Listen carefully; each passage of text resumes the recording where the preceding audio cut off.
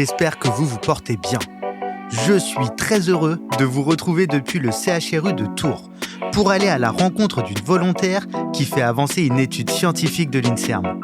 Pour les besoins de l'étude, elle doit rester anonyme.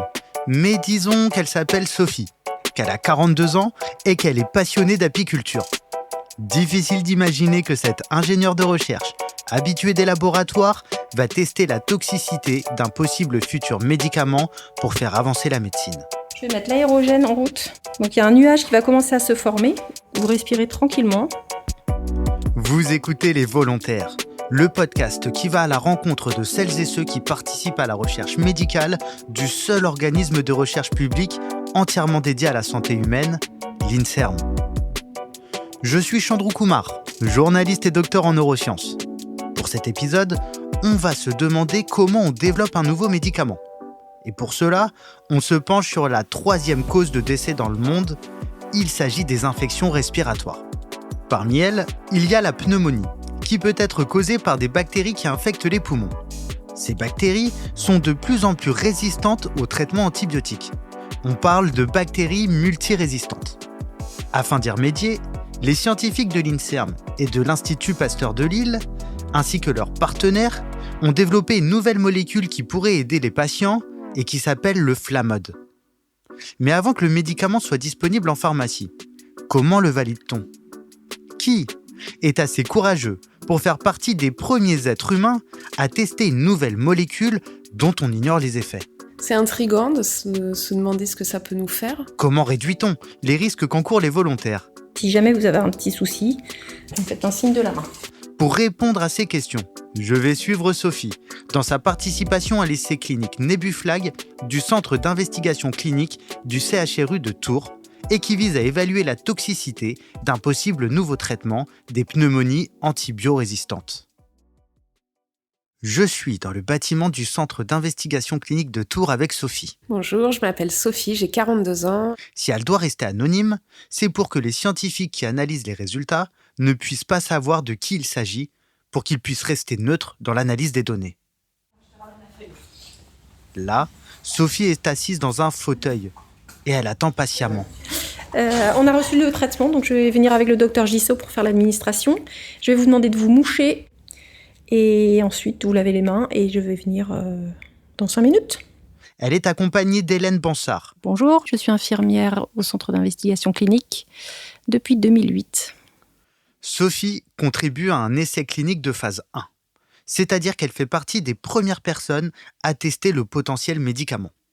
Attention, là, l'objectif n'est pas de savoir si le médicament est efficace, mais plutôt d'évaluer sa tolérance et d'observer son éventuelle toxicité.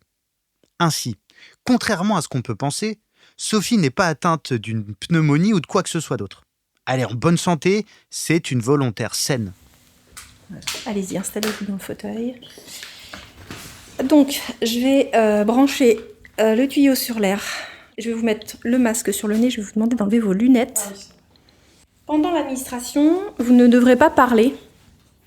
Vous allez avoir un peu de condensation sur les joues. Vous allez laisser faire. Il ne faudra pas renifler, il faudra respirer normalement.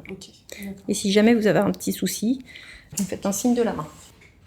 Alors Sophie, comment on se sent là une fois qu'on a le petit masque dans la main et qu'on est à quelques secondes de l'administration ?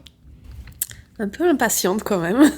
Et puis finalement un petit peu stressée d'arriver à respirer correctement. La molécule testée est un aérosol qui s'administre un peu comme de la ventoline. Sophie met un masque sur son nez et sur sa bouche, elle inspire et la molécule va directement dans ses poumons. Je vais mettre l'aérogène en route. Donc il y a un nuage qui va commencer à se former. Vous respirez tranquillement. Est-ce que vous êtes à l'aise ? Voilà, donc ne répondez pas, ne parlez pas. On a commencé à 10h54. Ça va durer entre 8 et 10 minutes, c'est très variable. Ce que Sophie ne sait pas, c'est si la molécule dans l'aérosol est bien du Flamod ou alors un placebo. Pour comprendre comment il fonctionne, je vais à la rencontre d'Antoine Guillon. Je suis médecin réanimateur et je suis investigateur principal de l'étude Nebuflag. Ainsi que de Valérie Gissot. Je suis médecin investigateur au Centre d'investigation clinique. Dans l'étude Nebuflag, vous avez décidé de faire 2 groupes. Un premier groupe qui va tester la molécule, le Flamod, et puis un deuxième groupe qui teste le placebo. Pourquoi avoir fait ce choix ? Le Flamod, en fait, c'est une molécule qui est dans un diluant. Et si on observe un effet, on veut être sûr que cet effet soit bien attribuable à la molécule et pas au diluant. Et d'avoir quelques volontaires qui ont que le diluant, ça nous permet de faire ce tri, d'être sûr que les effets sont attribuables à la molécule et pas un effet dit non spécifique attribué au diluant. Sophie, ça fait 15 minutes qu'on vous a administré la molécule. Pour des raisons réglementaires liées à l'étude, je ne peux pas vous demander comment vous vous sentez physiquement. Ça fait partie du secret de cette recherche clinique. Par contre, ce qui m'intéresse, c'est de savoir comment vous vous sentez émotionnellement. Je me sens bien, je me sens un peu excitée. C'est vrai que c'est stimulant de ne pas savoir quelle molécule on a eue. C'est intriguant de se demander ce que ça peut nous faire. Est-ce que vous essayez de savoir si vous avez ingéré la molécule d'intérêt ou le placebo ? Oui et non, j'ai pas envie d'être trop à l'écoute pour pas me créer des symptômes. Et en même temps, j'aimerais bien savoir, mais d'avoir la réponse naturelle. Mais j'essaye de pas être trop à l'écoute quand même. 1 heure après l'administration, Hélène vient surveiller l'état de Sophie et réaliser des prélèvements qui permettent d'évaluer des potentiels effets toxiques indésirables. Je vais vous prendre la tension, la fréquence respiratoire, je vais vous faire la prise de sang et la nasosorption. Donc c'est pour un petit buvard en fait qui absorbe le mucus qu'il y a dans la narine. Donc je vais introduire ce buvard dans votre narine et après vous allez presser avec votre doigt contre la narine. Allez-y. On le laisse 2 minutes en place. Alors, les principaux prélèvements sont là pour surveiller la sécurité des patients. Donc, c'est ça qui prime. Et on a d'autres types de prélèvements qui sont un objectif plus secondaire pour voir si on commence à avoir une efficacité biologique. Valérie Gissot, quel risque pour les volontaires pour qui c'est le Flamod qui est administré ? Alors, déjà, comme toute première molécule qu'on administre, on ne sait pas quelles peuvent être les réactions allergiques. Donc, c'est d'abord et avant tout ça. Et là, donc, c'est une molécule qui est administrée par voie aérosol. Donc, ce qu'il pourrait y avoir, c'est une réaction inflammatoire et du poumon. Je sais qu'il y a eu des études avant qui ont été faites en préclinique, donc du coup, je suis tout à fait sereine sur l'administration sur l'homme. Et puis, il y a déjà eu des personnes qui l'ont fait. Et si l'étude n'a pas été arrêtée, c'est qu'on le tolère très bien pour le moment. Alors déjà, avant de pouvoir participer, on vérifie que la santé du volontaire et qu'il n'y a pas de problème, quoi. Donc elle a déjà, lors d'une précédente visite, fait un petit check-up.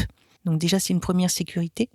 Et sinon, le jour de l'administration, déjà, on administre qu'un volontaire à la fois.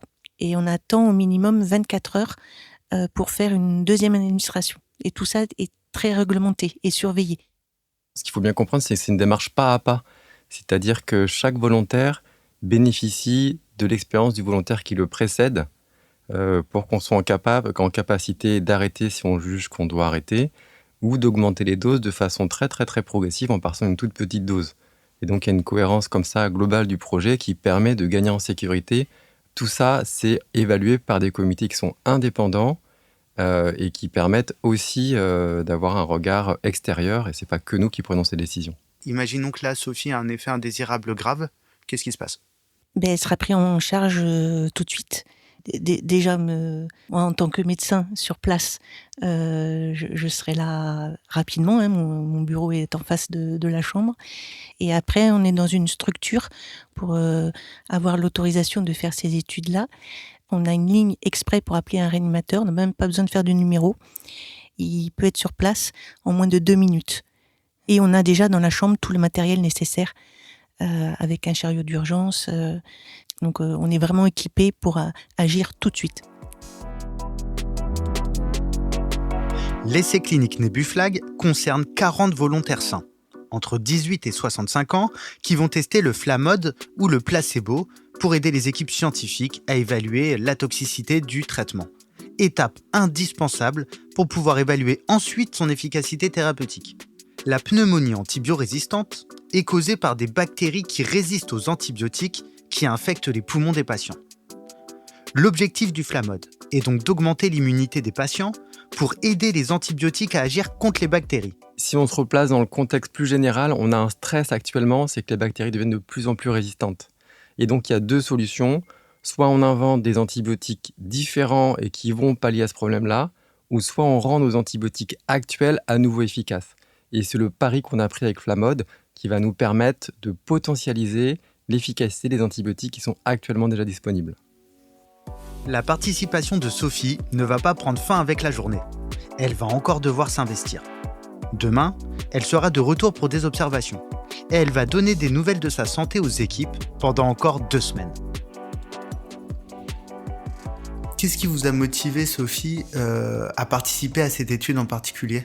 Je travaille sur la recherche fondamentale et les études sont longues. Et là, le fait qu'on puisse passer sur une étude clinique avec des volontaires, c'était stimulant. Ça permet de voir le progrès des recherches. Et j'avais envie de vivre ça du côté volontaire, l'interaction avec les médecins, les infirmiers, et de se sentir également dans l'action du projet. Les volontaires sains, ils n'ont pas du tout de bénéfices en fait, parce qu'ils ne sont pas malades par définition. Et donc il faut une certaine curiosité, générosité, et avoir compris que tout ce qu'on fait chez les patients, c'est permis parce qu'avant, des gens se sont prêtés à ce jeu-là. Et donc il faut les remercier. C'est vraiment un acte de générosité et de solidarité qui est très louable. Si la grande majorité des médicaments sont développés par l'industrie pharmaceutique, celui qui nous intéresse a été développé dans les laboratoires de recherche publics de l'INSERM. Alors l'étude Nebuflag fait partie d'un projet européen qui s'appelle FAIR. C'est un consortium européen et c'est extrêmement excitant de voir que des structures académiques, donc des chercheurs de la sphère publique, sont capables de se coordonner, d'être complémentaires pour aboutir à dessiner un essai clinique de cette ambition. Et c'est vrai que c'est atypique parce que c'est déconnecté de la recherche industrielle plus privée.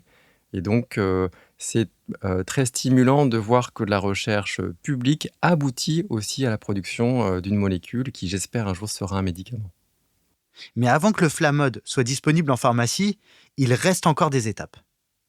Dans toutes les étapes, il y a la sécurité. C'est-à-dire que c'est toujours un objectif de vérifier la sécurité de l'administration du traitement. Tout médicament a des effets indésirables. Alors le but, c'est qu'il soit le plus faible possible. Et parce que après, la finalité, c'est de l'administrer à des patients. Et ça va être une balance bénéfice-risque. C'est-à-dire qu'il y aura forcément des effets indésirables, mais il faut qu'ils soient moins important que le bénéfice que va apporter le médicament par la suite, quoi. C'était fascinant de voir les premières étapes d'un développement d'une nouvelle thérapie chez l'être humain. Par contre, je dois avouer que je suis assez frustré de ne pas savoir ce qui a été administré à Sophie. Placebo ou molécule, le mystère reste entier. À très vite pour de nouvelles rencontres scientifiques avec les volontaires.